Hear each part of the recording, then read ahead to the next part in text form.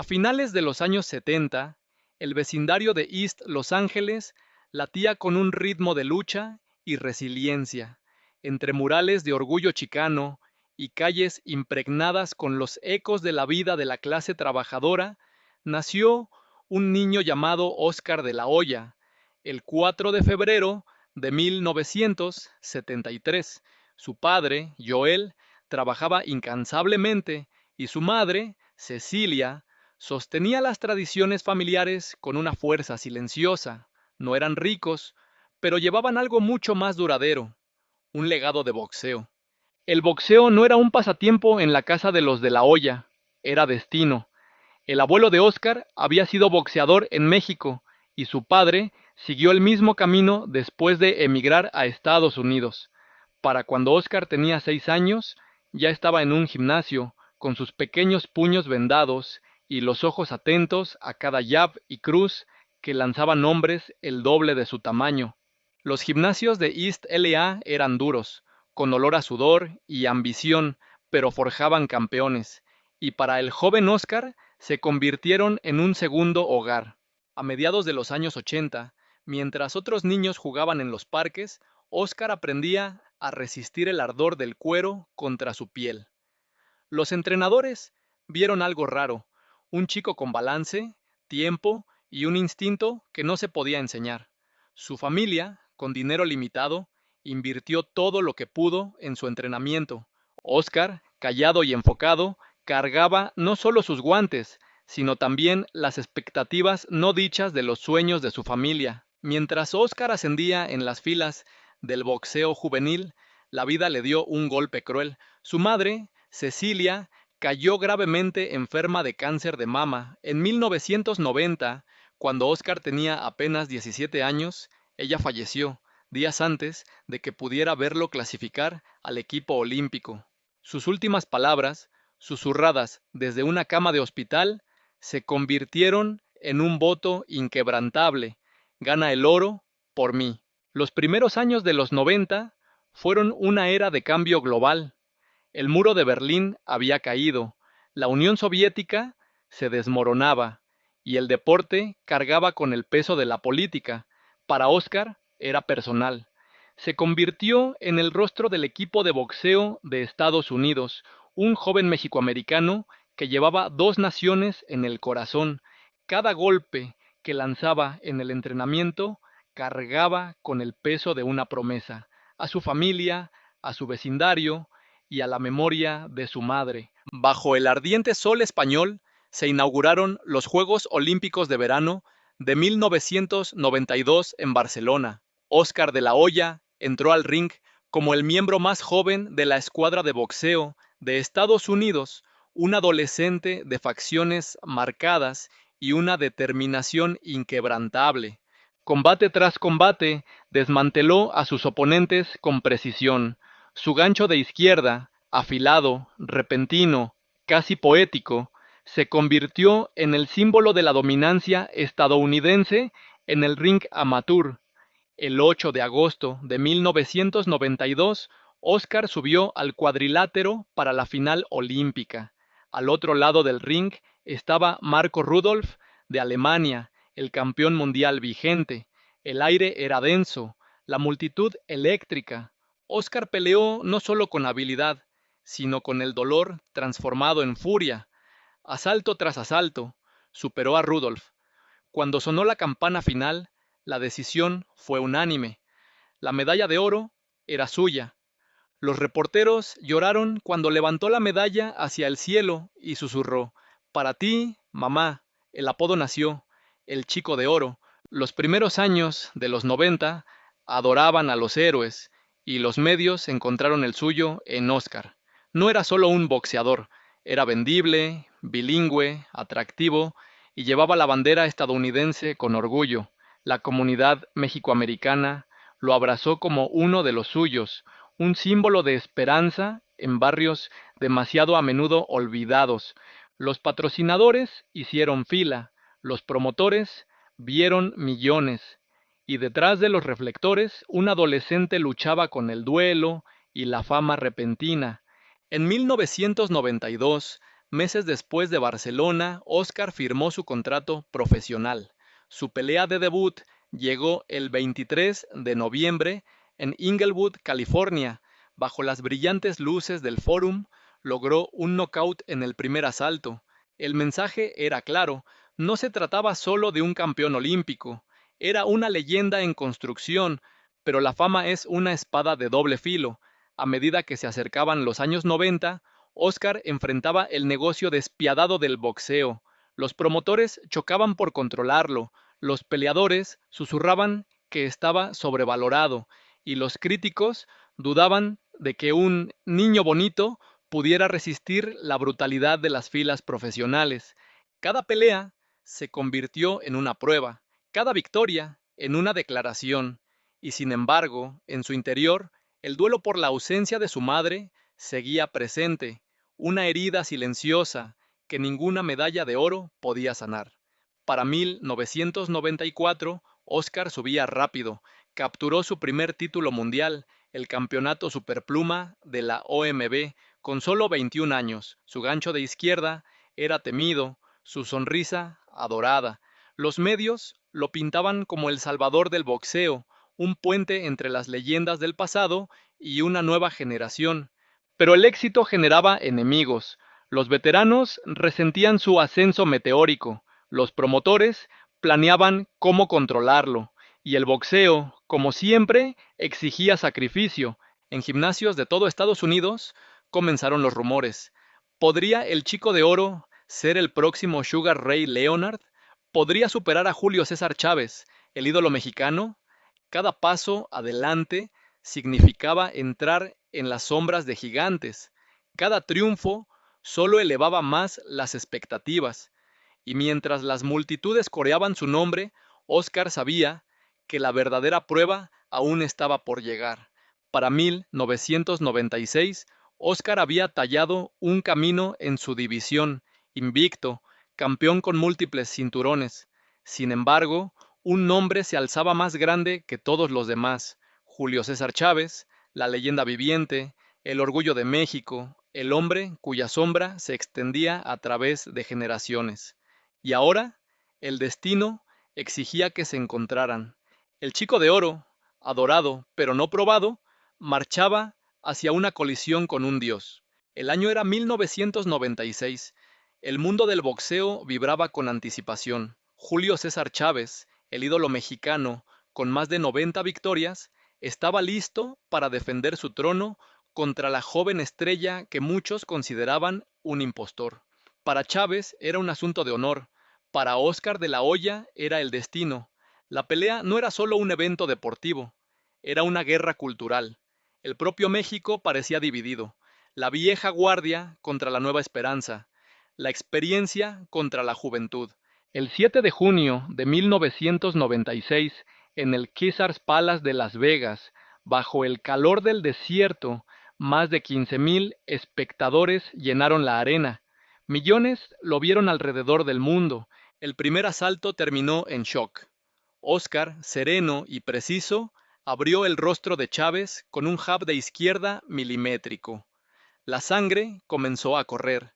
Asalto tras asalto, la velocidad y precisión del Golden Boy desmantelaron a la leyenda. En el cuarto round, el referee detuvo la pelea. Lo impensable había ocurrido.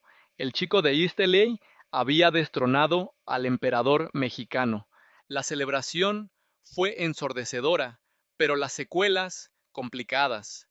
Algunos aficionados mexicanos abrazaron a Oscar como el nuevo héroe nacional. Otros escupieron su nombre, llamándolo traidor por derrotar a Chávez. Los medios lo pintaron tanto como salvador como villano. Oscar de la Hoya ya no era solo un boxeador, era un símbolo atrapado entre dos identidades, mexicana y estadounidense, amado y odiado. A finales de los años 90, la carrera de Oscar se disparó. Ganó títulos mundiales en múltiples divisiones: ligero, superligero, welter, super welter. Sus peleas eran oro de taquilla. Las cifras de pago por evento alcanzaban alturas inéditas. Era rápido, preciso, vendible, pero bajo el glamour empezaban a notarse grietas. La fama era una tormenta, y Oscar estaba atrapado en su centro. Es 1999. Oscar de la Hoya es el rostro indiscutible del boxeo, campeón en múltiples divisiones, millonario, portada de revistas, amado y odiado en igual medida. Pero en Puerto Rico, otro invicto levanta su bandera. Félix Tito Trinidad, alto, fuerte, con un poder devastador en la derecha. Trinidad representaba el fuego caribeño. El choque con De la Hoya no era solo inevitable, era destino. Los promotores la bautizaron como The Fight of the Millennium. El marketing lo inundó todo. Carteles en Times Square, conferencias de prensa explosivas, titulares en inglés y en español. Era más que un combate, era Puerto Rico contra Estados Unidos, el Caribe contra California, orgullo contra glamour. El mundo entero quería ver cuál de los dos jóvenes invictos sería coronado como el heredero absoluto del trono de Chávez. Para De la Hoya, el combate significaba consolidar su legado como el mejor libra por libra. Para Trinidad, era la oportunidad de destronar al niño dorado de la prensa norteamericana. En Puerto Rico, la gente colocaba televisores en las plazas públicas, listos para celebrar. En Los Ángeles, las calles del este se preparaban como si fuese una final del Mundial.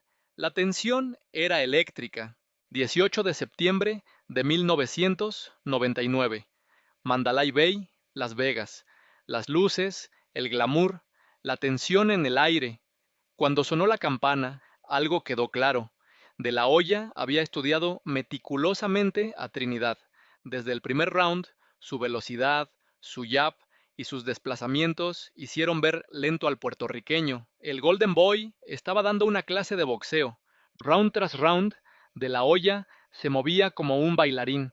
Su izquierda entraba limpia, su defensa impecable. Los comentaristas lo repetían. Oscar está dando una clínica. Las tarjetas de los fanáticos parecían unánimes. De la Hoya dominaba claramente, pero en un rincón del ring su equipo comenzó a dudar. No te arriesgues, le decía Niemate. Mantén la distancia, gana fácil. Del round 9 en adelante, De la Hoya hizo lo impensable. Dejó de lanzar. Bailaba, retrocedía, evitaba la confrontación.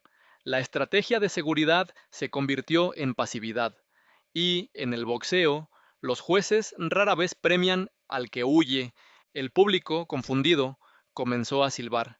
Trinidad, aunque limitado, avanzaba, tiraba golpes y a ojos de los jueces parecía el agresor. Cuando sonó la última campana, De la Hoya levantó los brazos con confianza. Para él, había sido una pelea ganada con claridad, pero los jueces vieron otra cosa. La decisión fue anunciada. Victoria para Félix Trinidad por decisión mayoritaria. El estadio explotó en incredulidad. El Golden Boy había sufrido su primera derrota profesional. La prensa no tuvo piedad. De la Hoya corrió. El niño dorado se escondió. Ganó la publicidad. Perdió el boxeador. Aunque muchos expertos aseguraron que había dominado al menos 8 de los 12 asaltos, el recuerdo quedó manchado por su estrategia final. El hombre, que debía ser agresivo y carismático, se vio como un corredor temeroso. El mito del invencible se había roto. Para un campeón, la primera derrota es un espejo cruel. De la Hoya pasó noches sin dormir, preguntándose dónde había fallado. En entrevistas posteriores, confesó que fue su equipo el que lo convenció de no arriesgar. Pero en el boxeo, la historia no recuerda excusas, recuerda resultados. Y la historia había escrito: Oscar perdió. La derrota no fue solo deportiva. En Puerto Rico, Trinidad fue recibido como un héroe nacional, ídolo absoluto. En Los Ángeles, la comunidad mexicana y mexicoamericana se dividió aún más. Muchos decían que De la Hoya nunca había tenido el corazón guerrero de Chávez. El Golden Boy, que había prometido unir a dos mundos, se convertía en un símbolo de división. Durante años, la sombra de Trinidad persiguió a Oscar. Aunque consiguió nuevos títulos y victorias memorables, La noche del 18 de septiembre se convirtió en una cicatriz imborrable. Cada entrevista, cada documental, cada foro de fanáticos regresaba al mismo punto. ¿Por qué dejó de pelear? ¿Por qué entregó la pelea que debía ganar? De la Hoya juró revancha.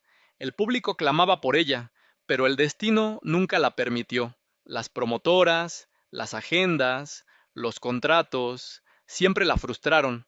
Y así, Trinidad quedó como el hombre que robó la inocencia del Golden Boy, una herida que jamás cerró, pero Oscar aún tenía otra montaña que escalar, otro fantasma que enfrentar, y esta vez no sería Trinidad, sería un hombre llamado Shane Mosley. Es 2000, el cambio de siglo. Oscar de la Hoya, aún dolido por la derrota ante Félix Trinidad, busca recuperar credibilidad. Su equipo lo sabe, necesita un rival de peso, alguien que, al vencerlo, lo devuelva a la cima del boxeo.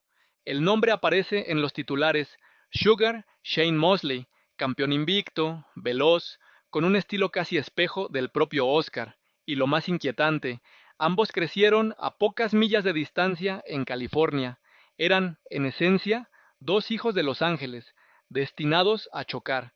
En el circuito amateur, De La Hoya y Mosley se habían cruzado como colegas, incluso como amigos.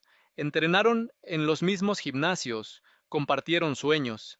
Pero en el boxeo, la amistad es débil ante la llamada del dinero y la gloria. La narrativa de la pelea era clara: dos hermanos de la misma ciudad, ahora obligados a traicionarse en el ring. Las conferencias de prensa eran distintas a las habituales. No había insultos, no había odio, pero sí un aire eléctrico de competitividad. Ambos sabían que para uno habría gloria y para el otro humillación. Desde el primer asalto, la velocidad fue demencial. Mosley y De La Hoya intercambiaban combinaciones como espejos enfrentados: jab, derecha, movimiento lateral. Era como ver a dos reflejos chocando con furia. Los jueces tenían un trabajo imposible. Cada round era cerrado, cada golpe respondido. A medida que avanzaban los rounds, la diferencia comenzó a notarse en los detalles. Mosley, más ligero, lanzaba ráfagas más largas, encadenando 5 y 6 golpes sin parar. De La Hoya respondía con calidad, pero con menos volumen. El público, dividido, gritaba cada impacto como si definiera el destino de toda la ciudad. En los últimos 3 rounds, Mosley apretó el acelerador, como si hubiera guardado energía, aumentó el ritmo y presionó a Oscar contra las cuerdas. El Golden Boy se defendía con valentía, pero la imagen que quedaba en la retina de los jueces era clara: Mosley era el agresor. Las tarjetas fueron anunciadas: victoria para Shane Mosley por decisión dividida. El Staples Center estalló en una mezcla de júbilo y silencio. Mosley había derrotado al héroe de su propia ciudad. El verdugo del Golden Boy había nacido. La derrota ante Trinidad había sido amarga, pero la caída frente a Mosley dolió más. Era personal, era local, era como perder ante un hermano menor que, después de años de compartir la mesa, un día decide arrebatarte la corona. Para Oscar no había excusas, había dado lo mejor y aún así no fue suficiente. El destino, cruel y caprichoso, los pondría frente a frente otra vez 3 años después, en 2003. Pero en esa segunda pelea, ocurrida en el M&M Grand, la historia sería aún más amarga. Aunque muchos analistas vieron ganar a De La Hoya, los jueces volvieron a darle la victoria a Mosley. 2 combates, 2 derrotas, 2 heridas imposibles de borrar. Mosley se convirtió en el eterno fantasma de La Hoya. En cada entrevista, en cada balance de carrera, la sombra de Shane aparecía. Un rival que no lo humilló con knockouts, pero que lo venció en lo más cruel: decisiones cerradas, discutibles, pero oficiales. En la memoria colectiva, Mosley era el que desnudó la fragilidad del Golden Boy. A inicios de la década del 2000, De La Hoya ya no era invicto, ni siquiera intocable. Trinidad y Mosley lo habían herido. Los críticos comenzaron a preguntar: ¿había sido Oscar un producto mediático inflado? o era simplemente víctima de jueces injustos y rivales brillantes?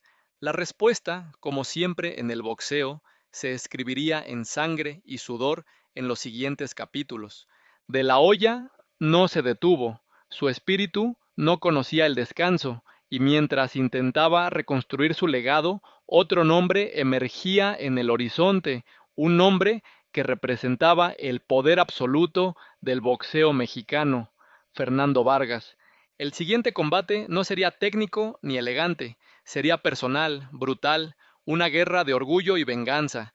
Vargas no era un boxeador común, criado en la dureza de las calles, con un estilo agresivo y una personalidad explosiva, representaba todo lo contrario al Golden Boy.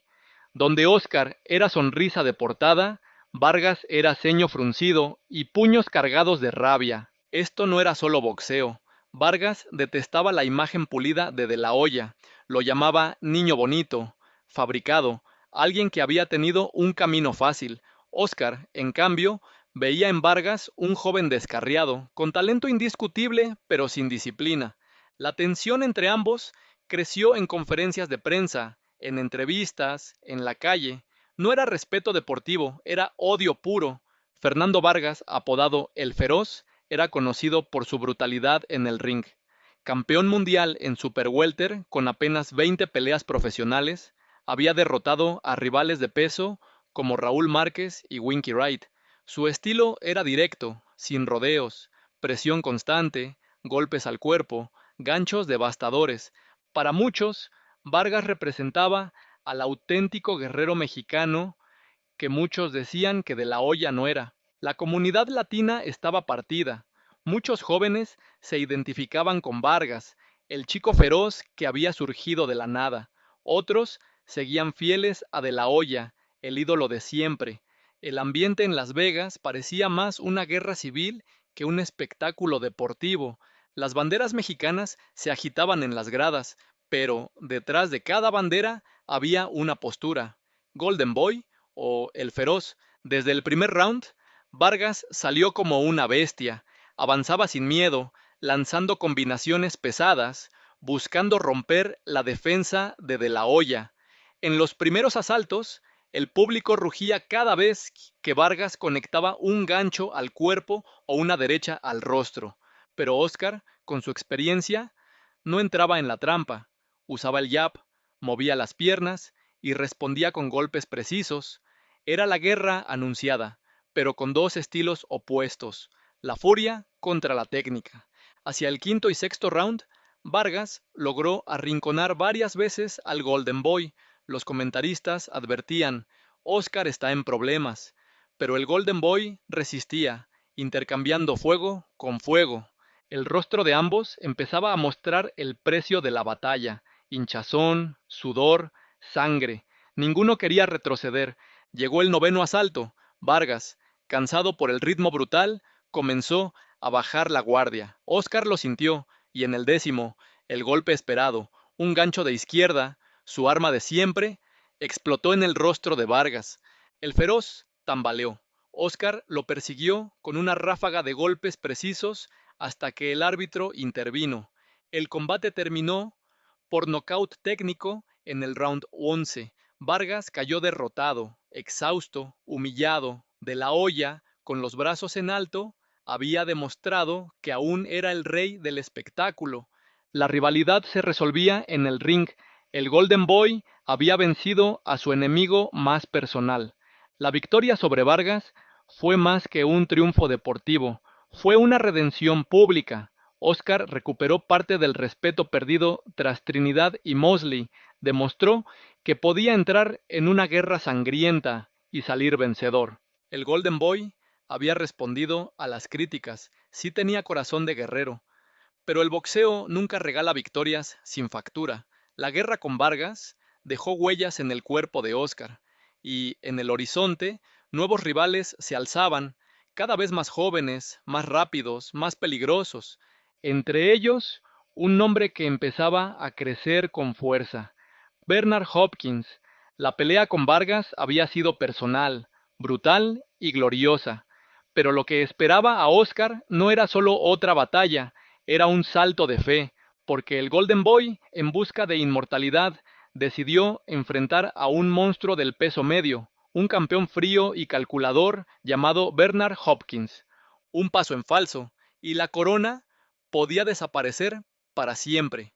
Es 2004. Oscar de la Hoya ya lo ha hecho todo: campeón olímpico, multimonarca en varias divisiones, estrella mundial.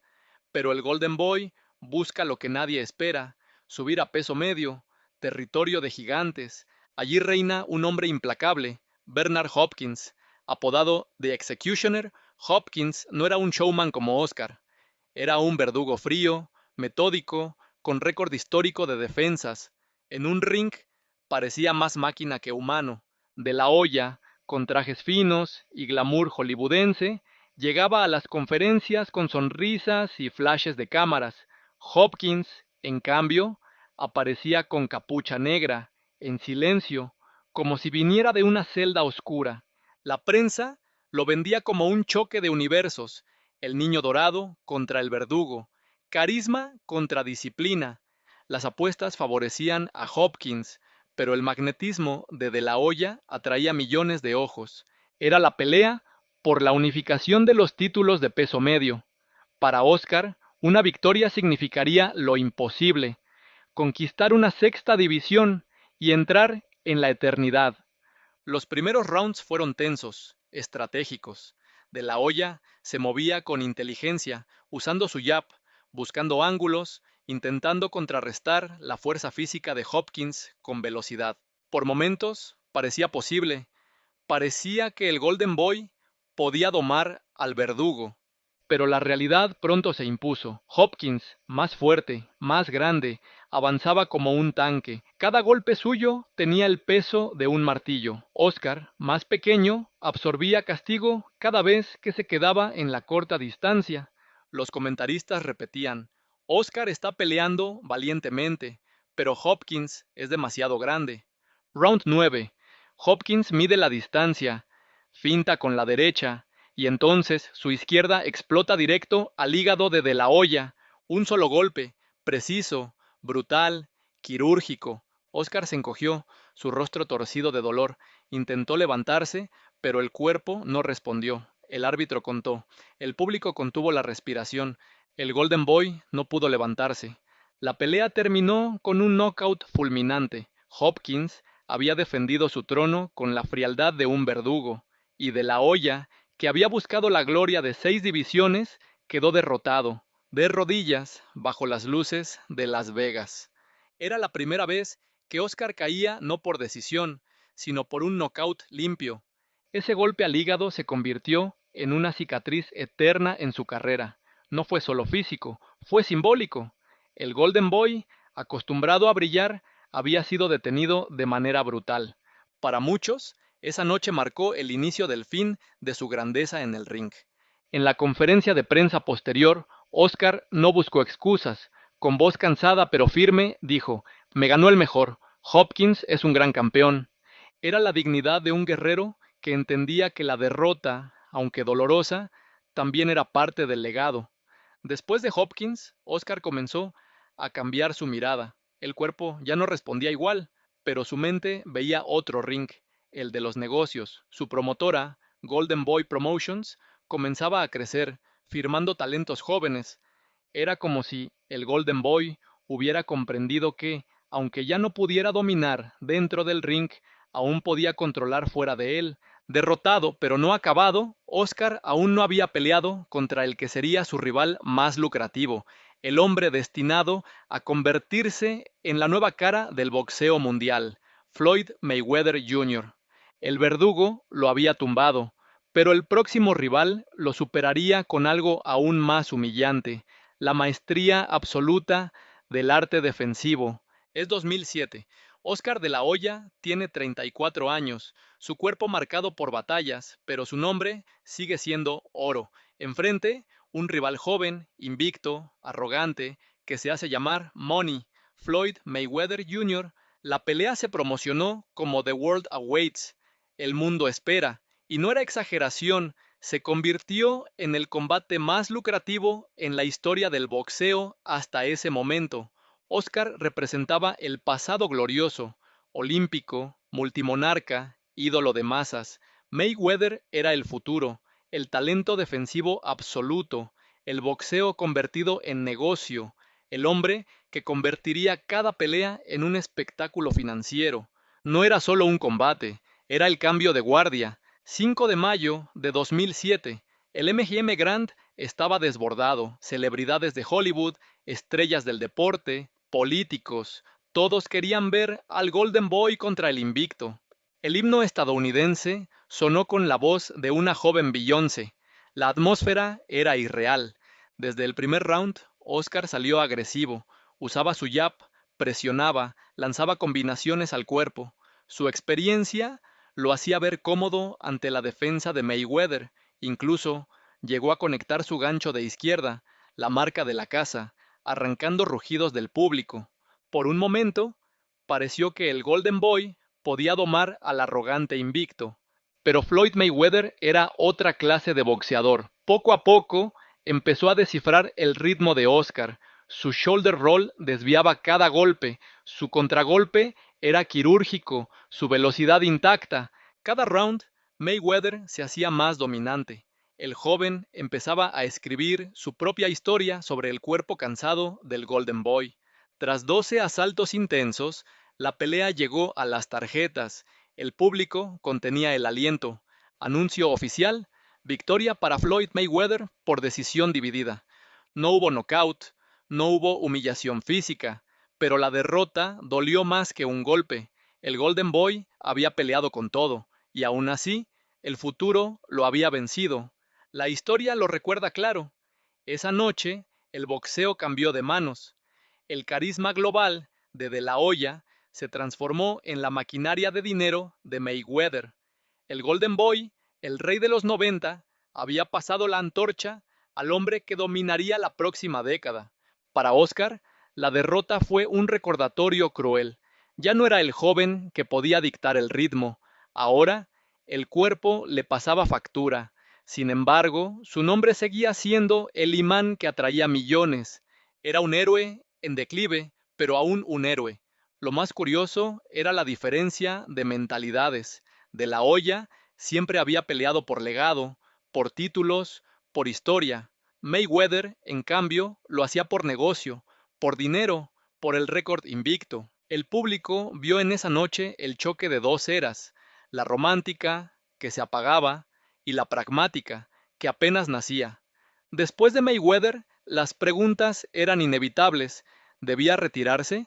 ¿Tenía algo más que demostrar? El Golden Boy aún tenía fuego en los ojos, pero su cuerpo empezaba a negarle respuestas. El público, sin embargo, aún no lo dejaba ir.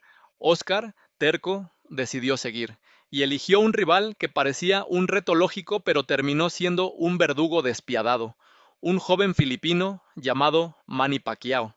La pelea con Mayweather no fue una humillación, fue un traspaso, pero lo que vendría después sería diferente, porque el Golden Boy estaba a punto de enfrentarse al hombre que no solo le arrebataría la pelea, sino que lo dejaría sentado en su esquina, sin respuesta, sin salida. El nombre: Manny Pacquiao.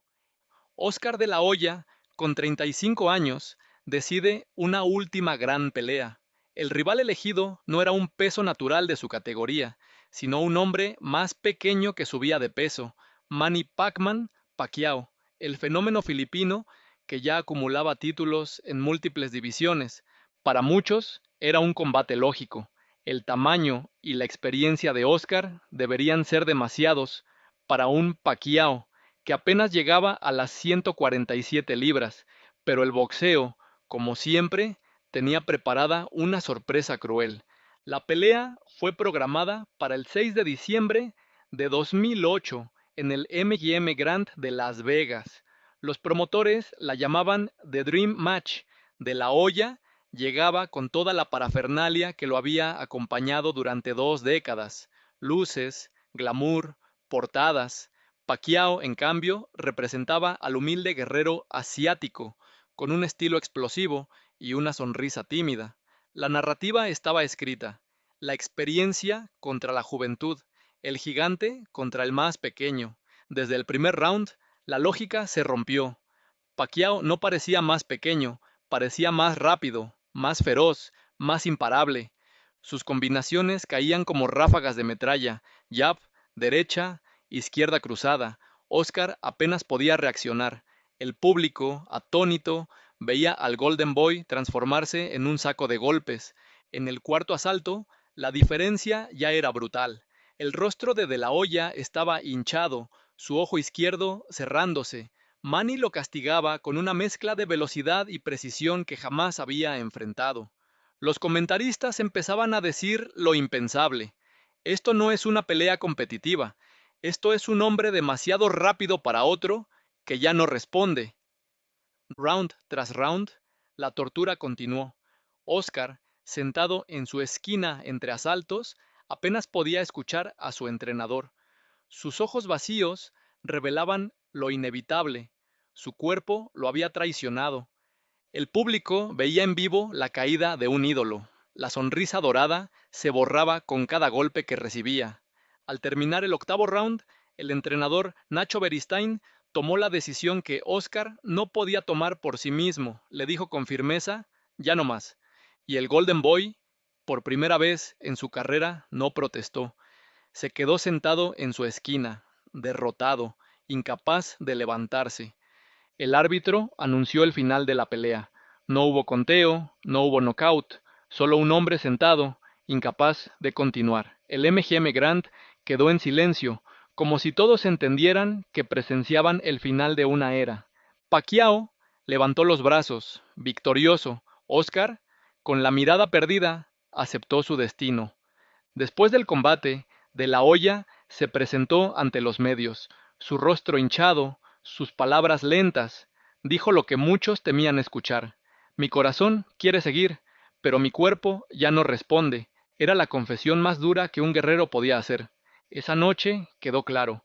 Nunca más volvería a pelear a nivel de élite. El Golden Boy, que había vencido a leyendas y desafiado a monstruos, había sido vencido no solo por Pacquiao, sino por el tiempo. El boxeo le exigía la última factura, su retiro. Mientras Pacquiao ascendía al trono del boxeo mundial, De la Hoya se retiraba hacia otro ring, el de los negocios. Su promotora, Golden Boy Promotions, ya comenzaba a manejar a estrellas jóvenes como Canelo Álvarez, y el futuro estaba en sus manos. El guerrero dejaba los guantes, pero no abandonaba el juego. El retiro no trajo paz. Fuera del cuadrilátero, Oscar enfrentaría enemigos aún más feroces, escándalos, adicciones, caídas personales que amenazarían con destruir la imagen del Golden Boy. La pregunta ya no era si podía ganar un título, sino si podía ganar la batalla por sí mismo. Las cámaras capturan su rostro serio, el niño dorado, que había subido al ring a los 15 años y conquistado al mundo, ahora bajaba por última vez. Pero aunque colgaba los guantes, su historia no había terminado. El niño, que había prometido a su madre ganar el oro olímpico, ahora luchaba por algo más difícil, salvarse a sí mismo. En 2011, De la Hoya ingresa a rehabilitación. La noticia sorprende al mundo. El campeón, el empresario, el Golden Boy, admite su fragilidad.